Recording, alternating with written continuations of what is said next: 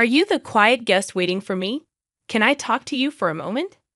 As I was about to go into the restaurant, a lady in chef clothes came up to me looking serious. I wondered what she wanted to talk about regarding my meal. When I listened, I was shocked by what she said, and it made me feel really pale. My name's Emily Thompson. I'm 31 years old, and I work in advertising. It's tough work, but I enjoy making better ads. My husband, John, who's a year older than me, also works in advertising. We've been married for a year. We both work, so we share chores and help each other out. We manage our life pretty well. At first, we only talked about work, but over time we got closer. We found out we liked the same things and had similar values. I started to like him more than just a friend. When our project ended, I was worried we wouldn't see each other much, so I told him how I felt. I was really nervous because I'd never done that before. But he felt the same way, so we started dating. A year later, he proposed, and we got married.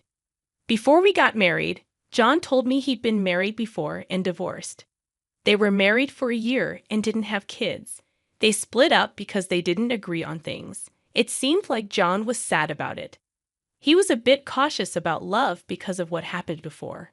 But I understood, and it didn't bother me. I just wanted to be with him.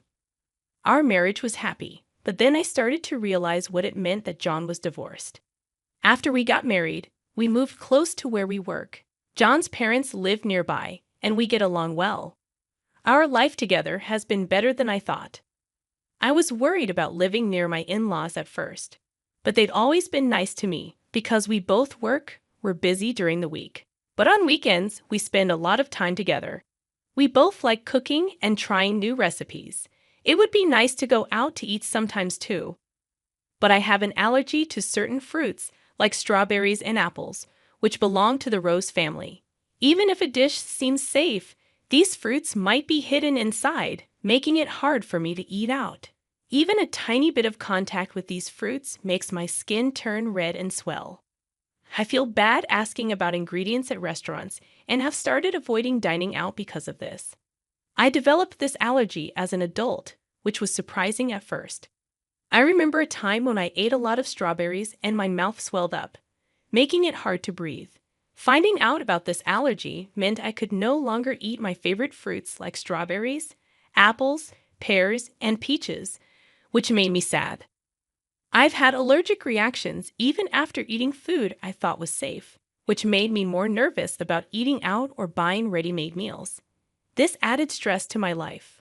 Because of this, I became very careful about checking ingredients, even during meals with my husband. Although I felt sorry for always checking, I couldn't relax without making sure everything was safe. However, my husband and his parents understand my allergies, which has helped ease my worries. My mother-in-law especially has been very supportive. She researched my allergy and always makes sure our meals are safe, whether we eat at her place or go out. She goes the extra mile to ensure I can enjoy my meals without worry. Her kindness almost brought me to tears. I have a great relationship with my in-laws, especially my mother-in-law, who treats me like her own daughter. My concerns about my allergies have lessened over time, especially since my work project was successful, earning me a promotion. Excitedly, I shared the news of my promotion with my family. They were all thrilled, especially my mother-in-law. While spending time with her, she invited me to celebrate at a fancy restaurant. I hesitated because it seemed too extravagant, even for a celebration. The restaurant was in a luxurious hotel nearby, which I had always dreamed of visiting since my student days. However, I remembered that they often use fruits from the rose family, which I'm allergic to. Despite my mother-in-law's kindness and genuine happiness for my promotion, I was hesitant. In the past, when dining out with my mother-in-law, we always informed restaurants about my allergy, but I felt guilty asking them to accommodate my dietary restrictions. So, we usually chose restaurants that rarely use allergenic foods. I worried that even if we informed this restaurant about my allergy, it might inconvenience them. Although dishes without these fruits would be safe for me, I feared that the kitchen might still process them, posing a risk. Ultimately, I declined the offer due to my concerns about having an allergic reaction. However, my mother-in-law was keen on the idea and assured me she would inform the restaurant about my allergy when making the reservation. She even mentioned having a connection there, which surprised me since neither she nor my husband had ever mentioned it. However, I assumed it wasn't something she boasted about, given my mother-in-law's enthusiasm and my genuine interest in the restaurant's cuisine. We decided to have lunch there together, considering it was a suggestion from my mother-in-law, who has always been considerate of my allergies. I felt relieved, thinking there was nothing for me to worry about. When I told my husband about this, he was surprised to hear that his mother had connections at the restaurant. He also mentioned that the restaurant sometimes serves fruit, and he appreciated their consideration for allergies. When I told my husband that my mother-in-law had informed the restaurant about my allergies during the reservation, and they would take precautions, he seemed relieved. "It's a celebration of your promotion, right? Make sure to enjoy yourself," he said with a laugh. Initially, I declined because of my allergies, but I had always admired the restaurant, so I was excited about dining there on the day I had been eagerly waiting for. Since it was a weekday, I took a half day off after finishing my morning work. I planned to head straight to the restaurant. Being a high-end place, I chose a more formal outfit than usual and paid extra attention to my appearance. When I arrived at the office, my colleagues noticed my attire and asked about my plans. When I told them about the meal, they wished me a good time. Excitedly, I headed to the hotel. As I entered the entrance, my mother-in-law was already there. The two of us headed to the restaurant on the first floor, and since we had a reservation, we were immediately escorted to our table. Our reservation was for 1:00 p.m. Due to the busy lunchtime rush, we were informed that our meal might be a bit delayed. Understandably, the restaurant was crowded, so I decided to order just drinks for the time being and wait patiently. Having already finished work and encouraged by my mother-in-law, I ordered champagne. We enjoyed our conversation while waiting for our meal. The champagne tasted better than any I'd had before, and with the effects of the alcohol and the excitement of dining at a long-awaited restaurant, I was in high spirits. Watching the delicious-looking dishes at neighboring tables only increased my anticipation. Suddenly, my phone rang from inside my bag, and I realized I hadn't turned it off during our meal. Seeing the incoming call was from work, I immediately sobered up, worried there might be a problem. Excusing myself from my mother-in-law, I stepped outside to take the call, ensuring privacy in case of sensitive information. The call was about a document I had submitted earlier that day, and my colleague urgently needed clarification. Relieved that it wasn't due to an error on my part, I answered their questions and wrapped up the call in about 5 minutes. As I was about to return to enjoy my meal, an unfamiliar woman approached me. She asked if I was the customer who had made a reservation for today's meal. Dressed as a chef, she seemed rushed and concerned. I was puzzled but answered her questions. However, her face turned pale, and she urgently told me to leave the hotel immediately, saying it was dangerous to go back to the restaurant. Suspicious of her intense demeanor, I asked for clarification. When I understood the situation, I felt the blood drain from my face.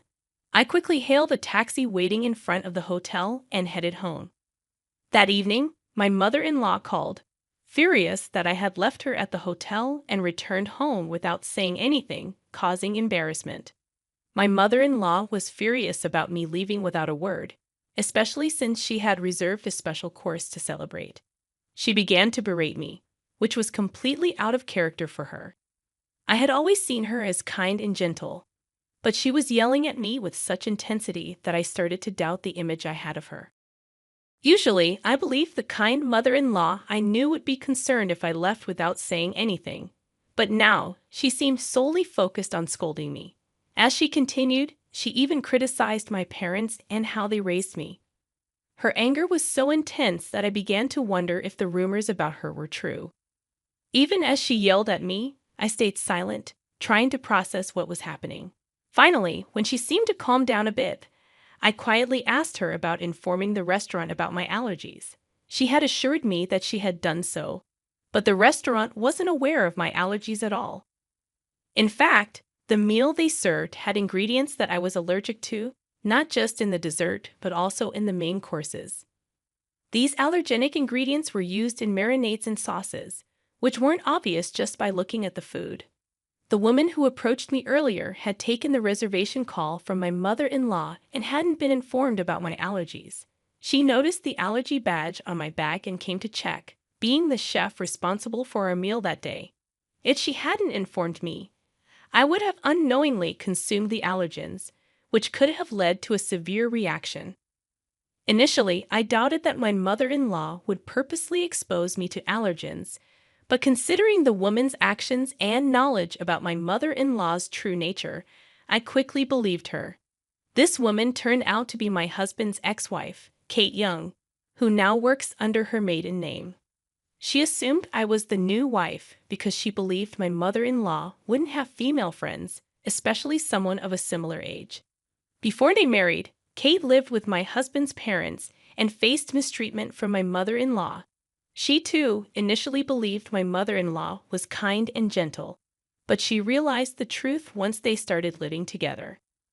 Kate wanted to discuss this mistreatment with her husband, but whenever he or my father-in-law wasn't around, my mother-in-law criticized her relentlessly for her housework and cooking. Despite her culinary skills from attending a professional cooking school, my mother-in-law still found faults with her dishes, even throwing them away sometimes. The ex-wife, feeling that her complaints would be ignored, aimed to gather evidence of her mistreatment by my mother-in-law. However, as a full-time housewife, she lacked funds and was constantly watched by my mother-in-law. Unable to gather proof and with no one to confide in, she felt trapped in her situation. So she chose to divorce and sought employment using her culinary license. Luckily, she landed a job at the restaurant, where she worked diligently and eventually became a full-fledged chef. Over time, her memories of mistreatment faded, and she found joy in her work. However, when my mother-in-law discovered her ex-daughter-in-law's workplace, she started frequenting the restaurant and discreetly threatened her for discounts. Despite declining some of her absurd demands, the ex-wife still felt pressure to yield to some due to past traumas.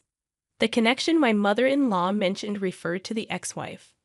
When I questioned why my allergies weren't communicated to the restaurant, my mother-in-law pretended not to know.